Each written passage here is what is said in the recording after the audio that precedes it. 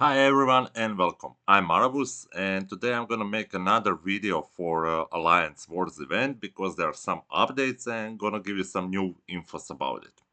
How do you go to the Alliance event? You go to the chat, go to the events and you have map and group. Uh, Today is the last day of the event, so teams are already set up. How to set up your team you can see in the previous videos about Alliance War. And after that, you're gonna be doing your attacks through the 4 days. How to do the attacks? Go to the map, and over here you see enemies. It's already a little bit progressed. And just to give heads up for everyone who is participating in Alliance Wars, my opinion for you and my suggestion to go always straight line. It doesn't matter if you go to the left or the right. Just go one enemy, two enemy, gates, another enemy, gates. Don't go like this. This attack this one, then this one, then this one, then this one, then this. The goal for event is to reach the end alliance citadel because it gives the most points when you attack it. I mean attacking with the boss. So it's always best to progress as fast as possible to reach the Alliance Citadel. You should leave Alliance Citadel for the strongest player in your division. I mean Alliance Citadel boss, because he will gain much more points than lower level players. Uh, Before giving you some other tips, we had usual Iceland Guardian at the end after you finished everything. You could be able to attack Iceland Guardian, but it's a lot stronger than usual boss, so you will get less points through that. If there's no boss to attack anymore or no players to attack, then spend your attacks on Island Guardian. And new update is Weaver of Shadows. Weaver of Shadows, it's also boss, but to be able to attack it, you can attack it only with titans. No regular heroes, no legendary heroes, only titans. And I think you need to have at least 3 titans to be able to attack him. I don't know, I attack with full team, so I can't say if there's limit to 3, but I read somewhere it says minimum 3. Maybe I got the wrong information about it, but 5 titans you are able to attack it. And to say what to say about it, yeah, every time you kill it, you get 30 points. So you need to have, uh, let's say, strong titans. I mean, my titans are level 60, barely developed and everything, and I managed to get, I think it was 90 points only, let's say only. So I was able to take down three bosses. But yeah, this is only for players who has titans, and you first need to take down Alliance Citadel to be able to choose which one to attack. If you don't have titans, no more bosses left, no players to take, then attack Island Guardians. But if you are too weak or low level players, you won't be able to score points, or maybe you will manage to kill only one Island Guardian. I think it's 12, 20, or 24 points per kill, not sure. But uh, a lot lower amount of points you are gathering by killing Island Guardian than the bosses. And some other tips for players. Uh, you don't get same amount of points attacking the boss. In the beginning, I'm just gonna clarify you how points, where you get more points and where you get less points. For just for first kill of the boss, eventually you get more and more points, but first kill on these several gives you 3 points. So you talking about attacks on the boss. So you start with 100 points, and you kill first one, you will get extra 3, you will be at 103. So all heroes are 3 points. Storm gates, they're also 3 points. These 4, let me just check. Mage Tower, 3 points. Druid Circle, 3 points. Priest Chapel, 3 points. But Warrior Guild gives you 5 points. So this is a better one than this one. So that's why on first 4 towers, depending on player's defense, it doesn't matter which route you take to get to the store gates. Either this route or this route. It doesn't matter.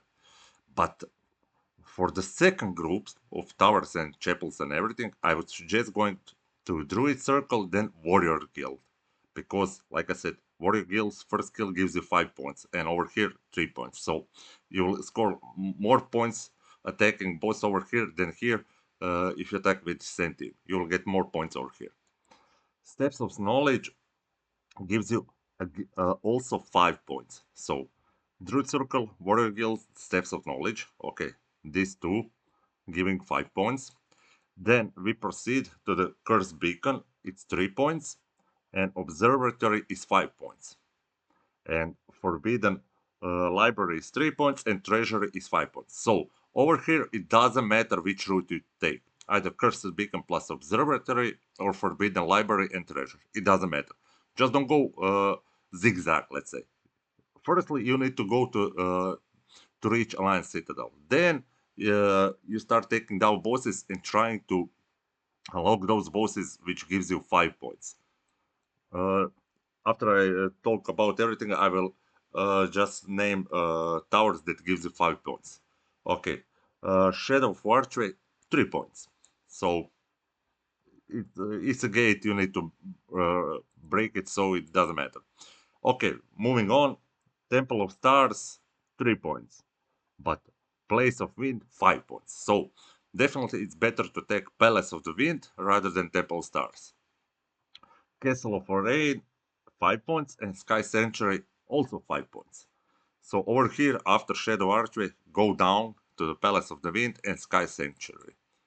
Then we move on to the Bastion. Bastion is 5 points, and Alliance Citadel is 10 points. So the best route after reaching Storgate, because here it doesn't matter, you go down. Druids, Warriors Guild, then Steps of Knowledge. After that, Forbidden Library, Treasury, and Shadow Archer. After that, Palace of the Wind, Sky Sanctuary, and Bastion, and Alliance Citadels. But I would recommend another thing, leaving those 5 points bosses again for the stronger enemy, because they will gain more points than a lower one. Yeah, it's a little bit tricky. Everyone wants to get some points and everything, and not every stronger player is constantly online and doesn't have uh, enough attacks to attack everything. But always leave Alliance Citadel for the best player in your division, and that best player should know by now which heroes to use to gain maximum points when attacking Alliance Alliance Wars boss. Uh, and that player should save those 5 heroes plus pet for Alliance Citadel.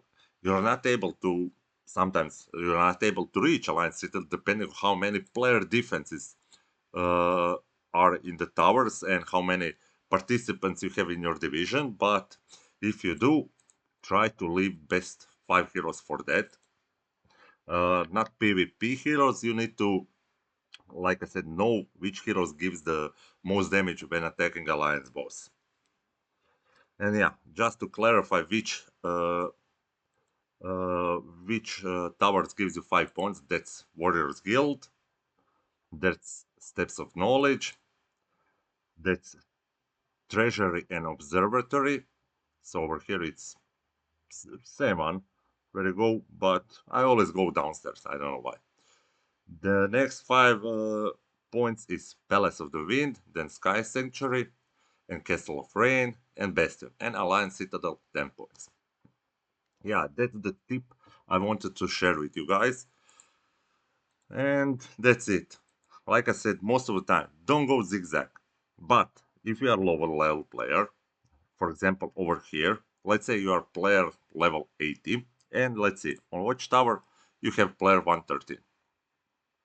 106 over here. So you're not able to attack him. Either wait for players to take down all 16 so you are able to attack boss, or see if there's another tower with enemy who is lower level than you. So this is 51 level. So if you're level 80, you will gonna beat it very easily. But one more thing, you should always recheck in allies to see who is participating and what level they are. So if you are level 80 and you have over there enemy who is level 50 and enemy who is level 114, so you need to recheck if there's anyone who is participating who is level, let's say, 60. If he's level 60, it's better to leave those the level 50 enemies for him to finish them, so you would progress further, because since you're level 80 and you spend your two attacks attacking these two enemies, you waste your attack. It's always the best one possible outcome would be to attack constantly players who are, let's say, 10 levels below. If you're level 80, attacking enemy teams who is level 70. That's the perfect use of your attack, but more perfect is always to attack bosses. But speaking of attacking enemy teams, 10 levels below you, or same level. But with same level, you could struggle to win against some teams, so 10 levels below, it's perfect amount. For example, I'm level 150 and something. I'm not gonna waste my attacks over here because I'm 40 levels above. Uh, Either players who is level 120, maximum 130, will take that down unless if we get blocked somewhere. For example, if at store games, there's a player who is above everyone in Division 1 and we won't be able to break it, then I'm gonna wait for the level 120, 130 to come online and try to take down Watchtower. And maybe in Signal Tower is someone who is level 140, so I'm the only one who's gonna be able to win versus that guy and gonna save my attacks for that. And one more thing to say, if you're a hard level player and let's say you are level 120, you have 8 attacks or 7 attacks, let's say 7 attacks, you go to this watchtower, you are level 120 fighting the enemy who is level 113, you're gonna easily beat him up. Maybe not easily, but you're gonna beat him up. Use your 6 attacks to attack, but don't attack boss. Leave boss for lower level players, because maybe there will be only players, defense teams who are high level enough, so low level players in your division won't be able to score any points at all, because player who is level, let's say, 80 and every player defense is one level 100 and higher, he won't be able to score any points versus those player defenses, and his chance only to score is versus the boss. And since you're a higher level player and you managed to beat down those 6 teams, you got some points out of those, I don't know, you got 400 points. Leave the boss attack for the low level players, so he would be able to score 103, 109, or 12, 15 points. It doesn't matter, but he will be able to use his attack to gain some points. Like I said, it doesn't don't do that in those uh, bosses where you get 5 points. There you should spend your points, your attacks, but don't use your best teams immediate at, let's say, Warriors Guild, because it's early stage of your division. You never know how many players are defending further progress. For example, you unlock, you beat Stormgates, you beat Druid Circle, and over here you have player, let's say, 150 defending it. And on Warriors Guilds you have boss. Take down that boss, because you never know what's blocking on Step of Knowledge. But don't take Warriors Guild boss with best team. Take it with someone lower who is giving you enough points in boss event, because maybe there will be a boss over here only, or maybe there will be a player who is similar to your level and you will need to spend your attacks over here, so your division would be able to progress further. Main goal to the Alliance Wars is to reach Alliance Citadel. Trust me, because there I'm scoring like 500 points with my best team on Alliance Citadel. I'm sure much higher players are scoring a lot higher points, but those 500 points for me, and for example, if player who is level 80 would attack it, would gain 150 points maybe. So that's triple amount of points. So that's why I say leave Alliance Citadel for your best player in your division, and that player must save his best team.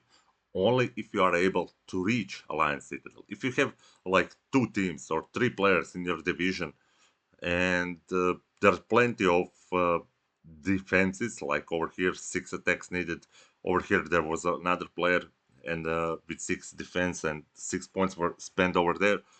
Uh, immediately you won't be able to reach the Alliance Citadel, so you don't need to save up your best teams for Alliance Citadel boss.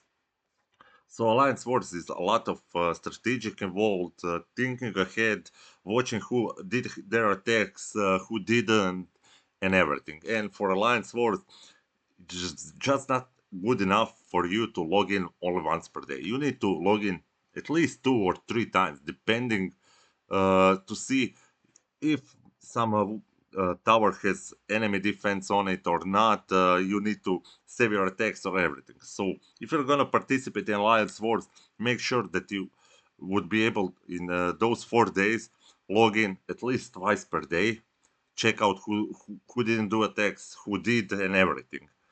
So yeah, don't join an Alliance event if you're not gonna do attacks every single day, and make sure that you have as much possible teams setups for the Alliance War, so you will get uh, more attack points per day.